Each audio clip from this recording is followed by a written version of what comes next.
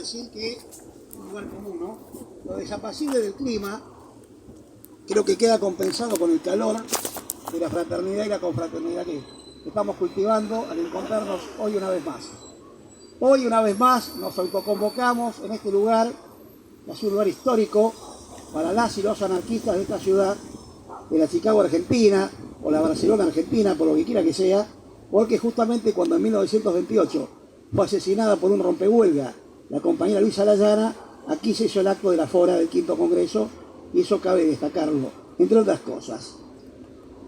No es un 1 de mayo más, es un 1 de mayo en un contexto internacional donde la dictadura del capital se hace sentir en todas las latitudes. Claramente nosotros lo vemos en lo que está ocurriendo desde hace unos cuantos meses en Ucrania, en la Franja de Gaza y en muchos otros territorios del mundo. Es casi inédito, o por lo menos hace desde la década del 60, fin de los años 60, que la Guardia Nacional en Estados Unidos de Norteamérica, en lugar de los acontecimientos que estamos evocando, invada los campus universitarios, ¿no? De Columbia, por ejemplo, que esto ya lo señalaba Paul Auster en algunos de sus libros, o que universidades como Harvard, ¿no? Que sabemos que es ultraconservadora, o Austin, pero es importante porque quiere decir que en el corazón de la bestia, como decía José Martí, todavía quedan algunos anticuerpos. Bueno, nosotros nos autoconvocamos una vez más para conmemorar aquellas jornadas de 1886, las de 1890, las de 1904 en la Revolución Argentina, las de 1909, aquella represión brutal a cargo de Ramón Lorenzo Falcón, que fue ajusticiado por nuestro querido compañero Simón Radovisky. Y una vez más nos encontramos para intercambiar ideas. No venimos a hacer ningún monólogo, no venimos a ofrecer ninguna mercancía electoral, no venimos a decir que la culpa la tiene un sociópata que está gobernando, sino que hay una caterva que lo acompaña de tecnócratas y un rebaño de personas que también lo siguen, ¿no? Reafirmando aquello que decía el querido compañero Ricardo Flores Magón, que no es nada más desalentador que un esclavo satisfecho. Como nosotros no somos ni esclavas ni esclavos satisfechos, es que vamos a leer el texto de Rafael Barrett contra el patriotismo, justamente, que hemos elegido con el compañero, y bueno, después continuaremos con el acto, y también tenemos para compartir algunas vituallas, además del mate cálido, y bueno, me parece importante que hayamos retomado esta sana costumbre de encontrarnos en las calles, que es nuestro escenario natural, no el único, ni excluyente. Dice Rafael Barrett sobre el patriotismo: el patriotismo se cree amor y no lo es. Es una extensión del egoísmo, es una apariencia de amor. Sería muy natural amar a los más próximos, a los más semejantes, a nuestros hermanos, a la tierra que nos sustenta y al cielo que nos cobija. Pero eso no es patriotismo, es humanidad. El amor irradia hasta el infinito como la luz, mientras el patriotismo cesa del otro lado de un monte, de un río, de una verdad sobre el papel. El amor une, el patriotismo separa. Un patriotismo que no odiara al extranjero sería amor. Un amor que se detiene en la frontera no es más que odio. El patriotismo es odio, hijo del miedo. En el patriotismo hay crueldad, codicia y envidia. En nombre del patriotismo se cometen todos los crímenes. Enseñamos al niño a suspender toda noción de justicia cuando se trata de su patria. Su patria, es decir, un grupo efímero de hombres que es superior al universo. Hay que sacrificarle las vidas y las conciencias. Por ella el robo se vuelve honroso y el engaño y el homicidio. No existe patria que no sueñe con el imperialismo. ¿Y en qué se diferencia una patria imperialista de una cuadrilla de ladrones? ¿Y qué es más numerosa? ¿Sois conquistadores? Fuera. Seréis esclavos dentro. Cuanto más patriótica es una patria, más necesita del ejército y más se asemeja a él. El ejército encarna la patria, es la organización de la esclavitud de los cuerpos y las almas. Los pobres tienen patria, pero les falta pan. Si les dejan, emigran hartos de patriotismo y hambre. Los que se quedan empiezan a pensar que tal vez sus males se remedien con un poco de energía. ¿Qué es un oficial que dice que sí ante 100 soldados que dicen que no? Porque los proletarios estarán en contacto internacional siempre más íntimo, y cuando los gobiernos se declaren la guerra, los soldados se declararán la paz. Los mariscales tendrán que batirse solos, lo cual no será grave para los intereses de la civilización. Rafael Barret. Viva la revolución social, viva la anarquía, viva la lucha del 1 de mayo, compañeras y compañeros. Organización y lucha. Aunque la salud se nos quebrante, aunque nos pisen la garganta, no van a callar nuestro grito de rebeldía y nuestra solidaridad.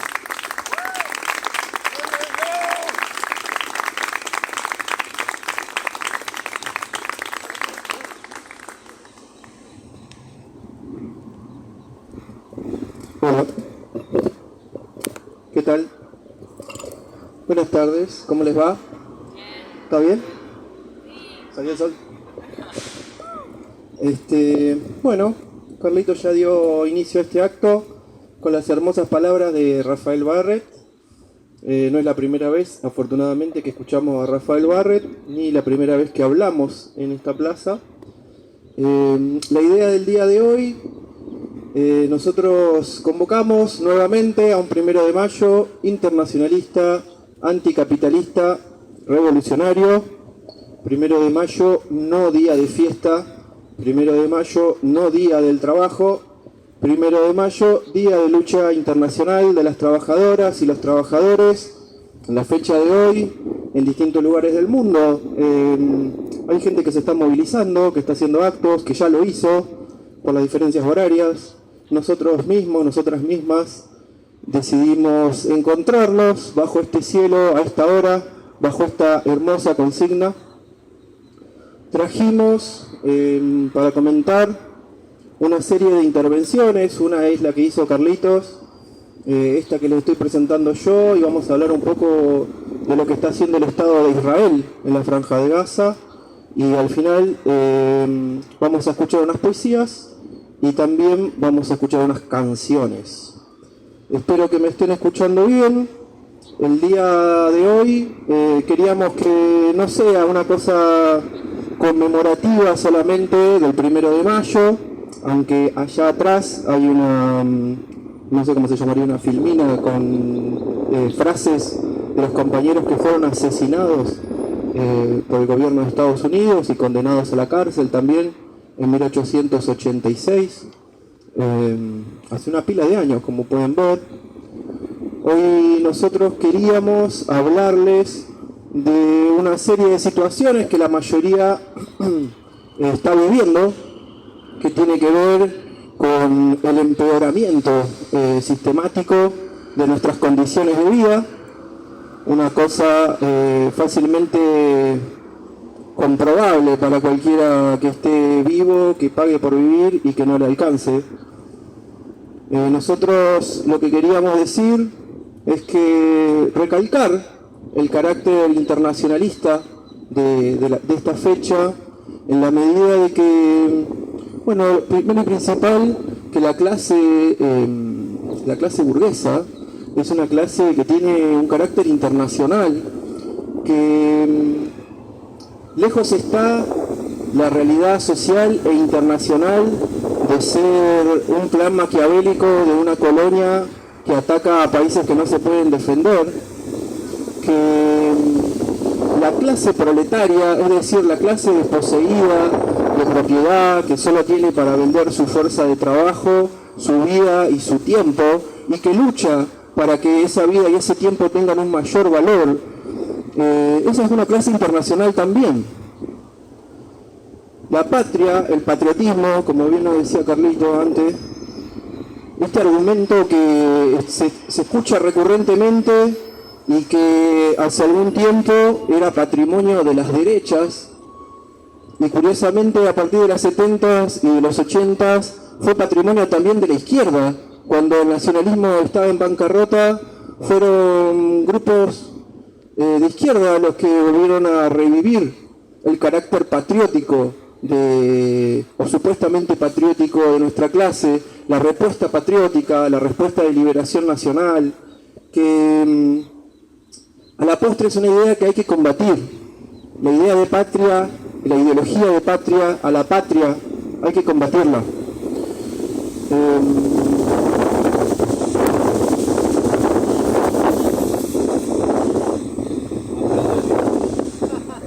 Cuando empezamos a ir a las marchas, la otra vez que empezaron no empezamos a ir. Cambió el gobierno, entonces ahora las consignas son diferentes.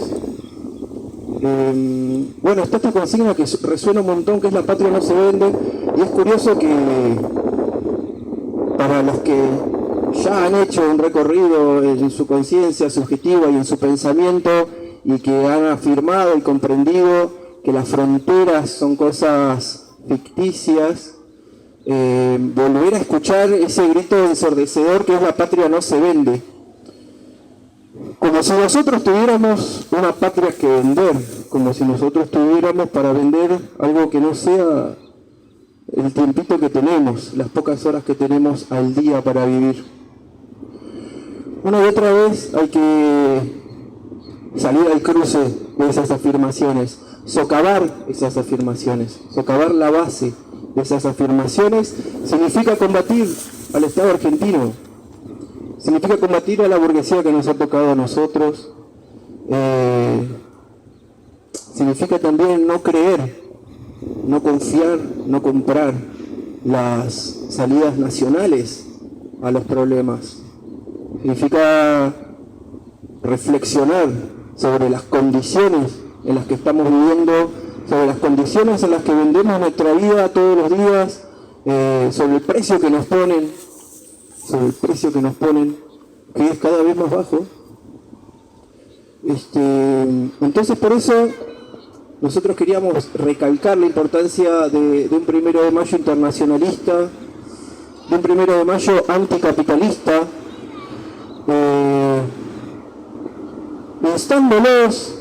instándonos a nosotros también, que no venimos acá a dar cátedra de nada, ni somos oradores profesionales, ni celebradores del 1 de mayo profesionales.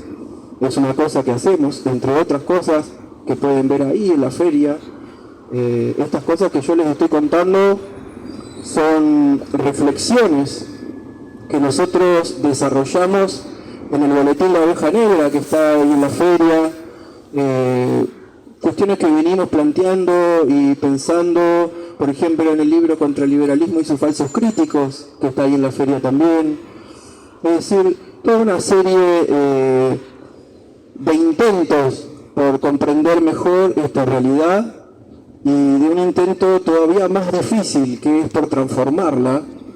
Una idea que ha surgido hace muchos años en el seno de esta misma injusticia en la que estamos viviendo hoy en día, y que muy lamentablemente no ha podido llevarse a cabo en ningún momento de esta historia. Queríamos resaltar el carácter anticapitalista de esta actividad, resaltar que el capital es mucho más que las personificaciones y que los agentes del capitalismo que vemos todos los días, que el capital es una relación social más palpable de lo que parece, aunque parezca una abstracción teórica, no lo es para nada.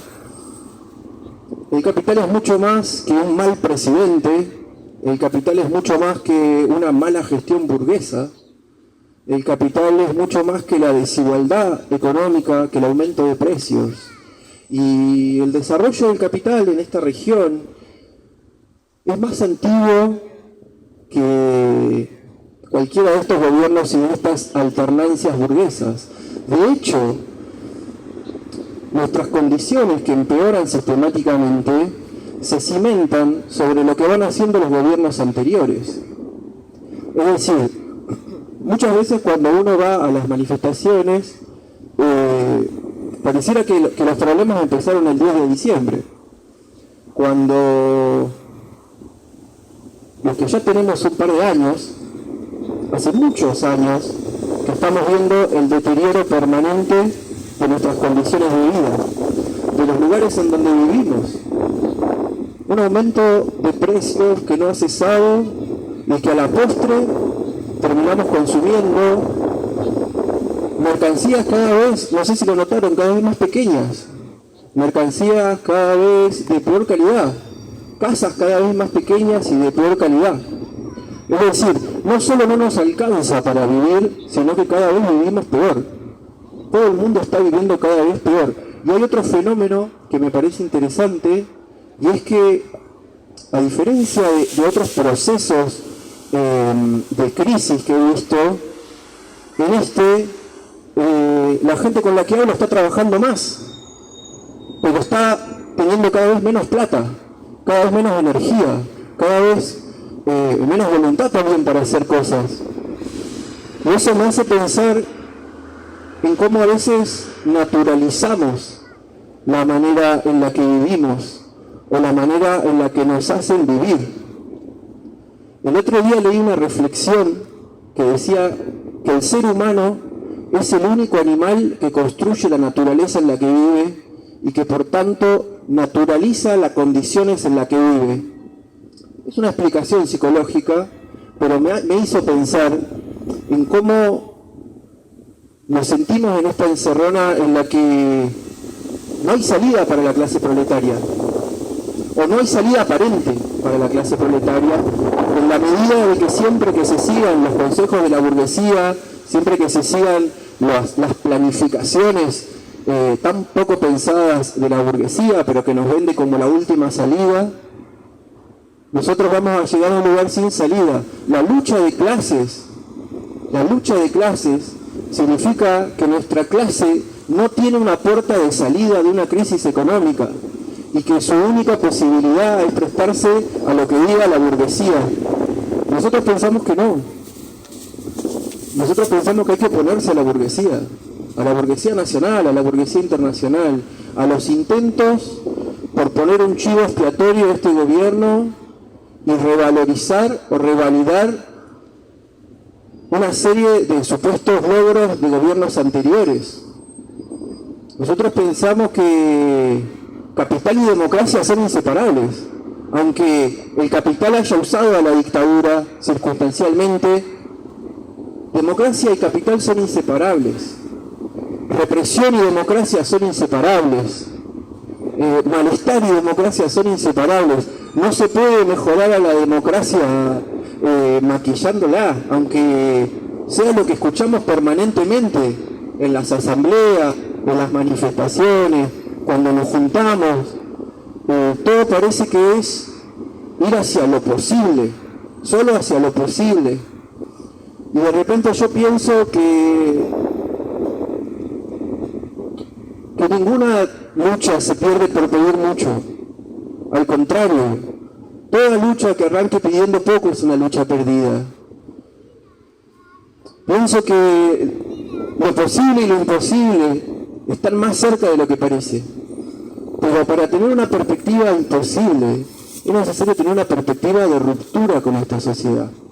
Es decir, una perspectiva que rompa, no con los gobiernos democráticos por arriba, sino que rompa con la lógica de la mercancía, que rompa con la lógica de cómo se distribuye la tierra, de cómo se organiza el trabajo, de la división sexual del trabajo, de un montón de cosas que afectan a las relaciones interpersonales que nosotros mantenemos cotidianamente. El capital tiene más que ver con nuestra vida cotidiana de lo que nosotros pensamos, en la medida de que no hay una salida posible, imaginaria, de la sociedad capitalista. El único mundo que existe es este, no va a haber un mundo nuevo. Y la única sociedad que existe es esta. Y los únicos que están trabajando todos los días es esta clase. Esa es la movida. Pero ¿qué sucede? Alguna vez en un boletín de la oveja, cuando hablábamos de cómo los planes económicos de la burguesía han deforestado a la naturaleza, decíamos que también hay una deforestación de la imaginación. Es decir, las salidas que imaginamos no logran ser salidas capaces de superar el estadio en el que nos encontramos. Estas palabras que pueden parecer quizás desalentadoras en la medida en que yo considero o consideramos de que en los marcos democráticos y burgueses no hay salida posible para la clase proletaria, esta situación de encerrona, nosotros pensamos que nos invita a pensar nuevos modos de lucha, a pensar nuevos modos de organización, a pensar nuevos modos de transformación de estas ciudades en las que estamos metidos, de estas ciudades en las que estamos atrapados, y estas ciudades en las que no podemos salir, ni siquiera yéndonos al campo, porque el capital ha logrado tal nivel de inserción que es imposible escapar. Es decir, nosotros no tenemos una respuesta que vender en el día de hoy. Todo lo contrario, tenemos para ofrecer una perspectiva negativa que sirva para oponerse a la cotidianidad que vivimos, a decir no a los planes patrióticos, a decir no a los planes reformistas. Todo plan reformista que intente solucionar el problema salarial, el problema del poder adquisitivo, el problema a través de pequeñas reformas, se equivoca y piensa mal, y a la postre nos lleva a una serie de intentos completamente inútiles por recuperar nuestro poder adquisitivo. Nosotros pensamos que sí, que hoy es importante que la clase proletaria luche por una mejora en sus condiciones de vida, que luche por aumentos salariales, que luche por aumentar lo que se le está quitando permanentemente, pero que luche sin confiar en los artilugios de la burguesía, en las leyes de la burguesía, en los planes de la burguesía que se plantean como las únicas maneras en las que nosotros podemos hacer las cosas. Nosotros pensamos que no, y que esa transformación se empieza a producir a través del encuentro, se empieza a producir a través de la reflexión, a través de la acción, no de una manera mágica, porque lamentablemente no son nuestras acciones personales y voluntarias las que van a cambiar la sociedad. Muy por el contrario, es la sociedad y la dinámica de la sociedad capitalista la que va modificando nuestro pensamiento. Pero en esa transformación de nuestro propio pensamiento, nosotros nos alimentamos también de reflexiones anteriores, como la que escuchábamos del compañero Carlos, de compañeros de siglos pasados, porque la lucha en contra del capital es una lucha que lleva un montón de años. No es una lucha que ha empezado con nosotros, y muy tristemente es probable que la lucha continúe después de nosotros, o al menos es deseable que así suceda. Es decir, nuestro paso por la lucha de clases es un paso transitorio en algún punto. Entonces, a veces no hay que darle demasiada importancia a los problemas individuales que nos tocan vivir, y sí intentar pensar un marco general de las relaciones personales y para la transformación de esta sociedad. Hoy, con esto voy cerrando, hoy siempre estas fechas que son tan viejas me hacen volver a buscar en compañeros que han muerto hace muchos años y que han hablado de estas cosas, y leí una poesía que se escribió, o se publicó, mejor dicho, hace como 120 años, y habían pasado apenas 20 años de lo que pasó en Chicago, de esta huelga por la reducción de la jornada laboral que fue perseguida por el gobierno de Estados Unidos, y que a la postre ningún gobierno aceptó, después de matar a estas personas, que la gente, que los trabajadores y las trabajadoras iban a trabajar 8 horas. Esa conquista, primero, que los compañeros que asesinaron en Chicago, antes que una reducción de jornada, luchaban por la abolición del trabajo asalariado y de la sociedad capitalista.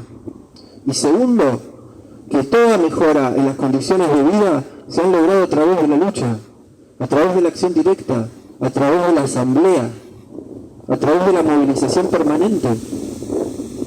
Yo leía esta poesía en la que decía: hay una aureola de sangre y de fuego que emerge de Chicago, decía, y esta aureola de sangre y de fuego está quemando el mundo. Y decía algo muy fuerte, que es que de las lenguas muertas de los compañeros ahorcados emerge un viento de tempestad capaz de destruir las viejas estructuras en las que nosotros nos encontramos. Y esto es lo que yo quería decir, que es que a mí me marcó, y es esta arenga: todos de pie a la lucha, ni Dios ni ley ni patria, que cada cual sea un ejército, que nadie obedezca a nadie, ni altares, ni banderas, ni sanciones, que no encuentren los esclavos a dónde atarse, ¿sí? Que la verdad nos una y que el dolor nos anime, que gire por todos lados las palabras de nuestros compañeros asesinados en Chicago, que fueron palabras por la anarquía y por el comunismo, no por el sostenimiento de esta sociedad. Muchas gracias.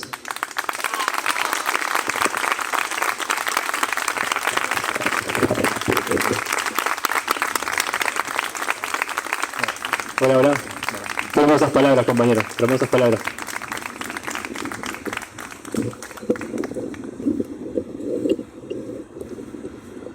Bien. Bueno, qué importante que en esta tarde de frío nos estemos convocando aquí a este momento de encuentro y de reflexión.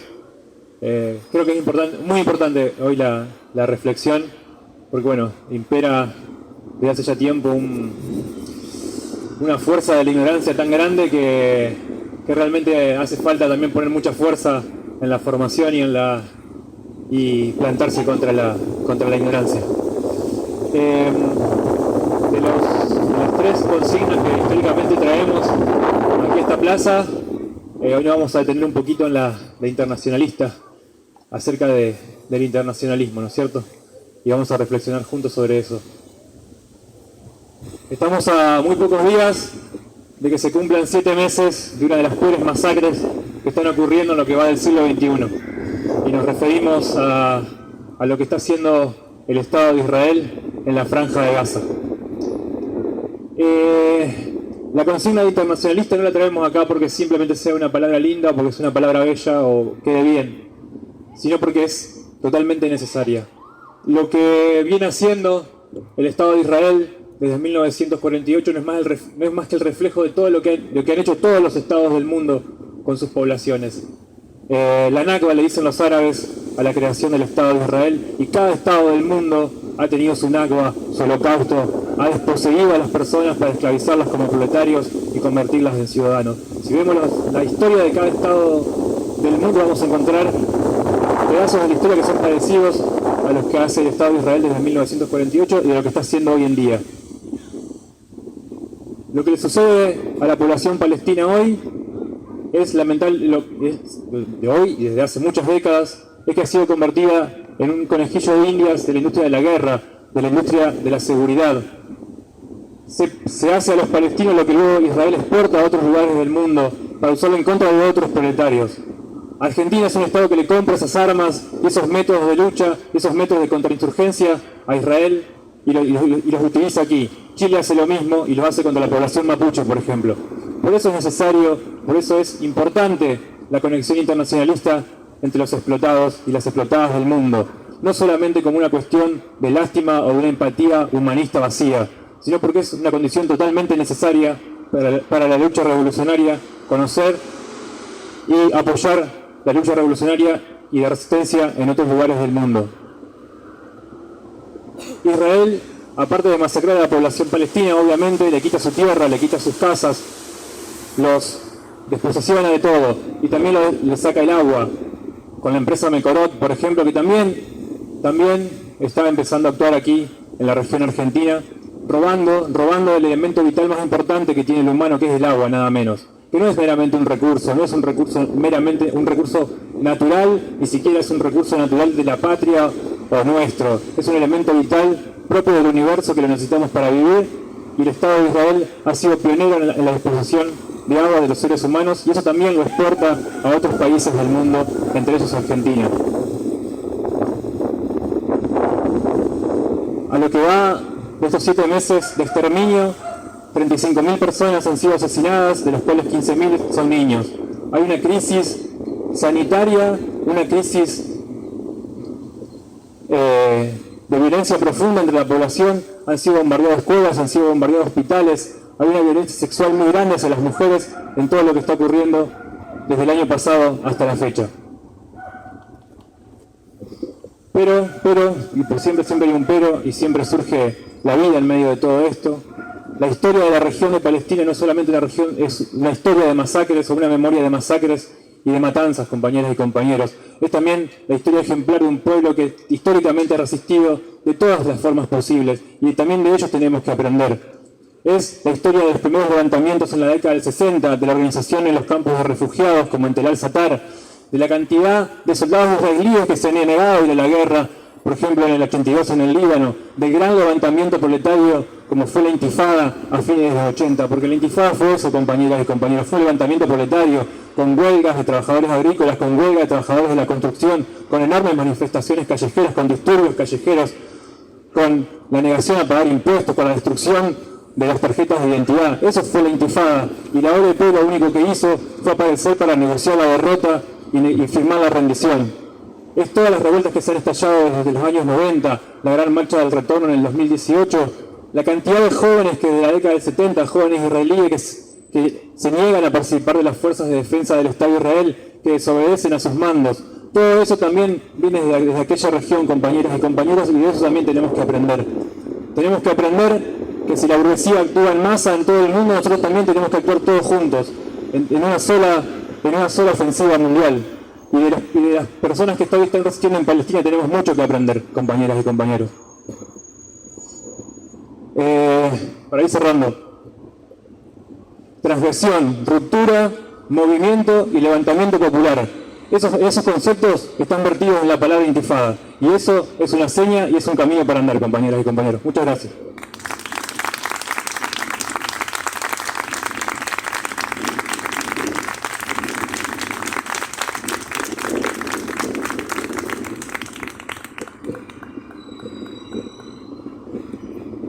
Bueno, buenas tardes.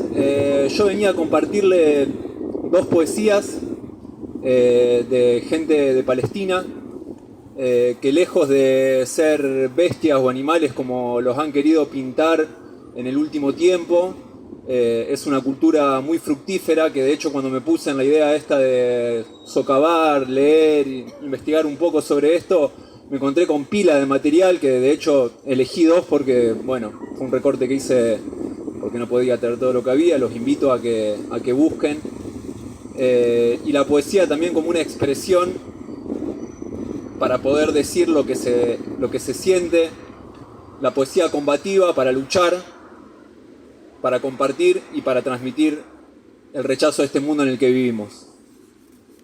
La primera poesía que voy a leer es de una persona que en el mes de septiembre del año pasado la compartió en una red social, una persona que se dedicaba a dar clases, que daba clases en inglés en una universidad de Gaza, que luego en el mes de diciembre fue asesinado junto con sus hermanos y sus sobrinos.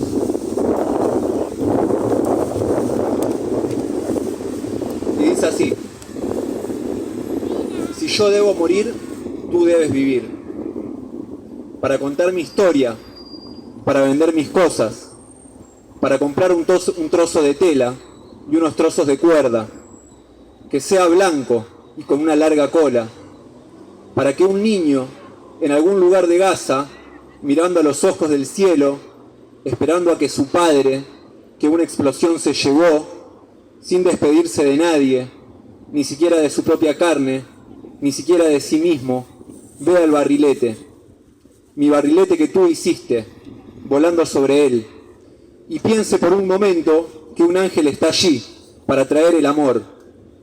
Si debo morir, que eso traiga de vuelta la esperanza, que se convierta en un relato. Esta poesía, como decía, es de Refat Alarer. Voy a compartir una más de un autor llamado Fawzi Abdallah. De este autor no hemos tenido mayor referencia, pero me parecía muy linda y la voy a compartir también. La poesía se llama El látigo y los esclavos. Golpea, tu puño es de hierro. Golpea, el poder te pertenece. Y nosotros, Señor, ¿quiénes somos? O más bien, ¿qué somos? Sino un puñado de esclavos. Golpea, tu látigo es intrépido. Nos enseñó la testarudez y el desprecio a las amenazas. Nuestro destino se ha transformado en resistencia.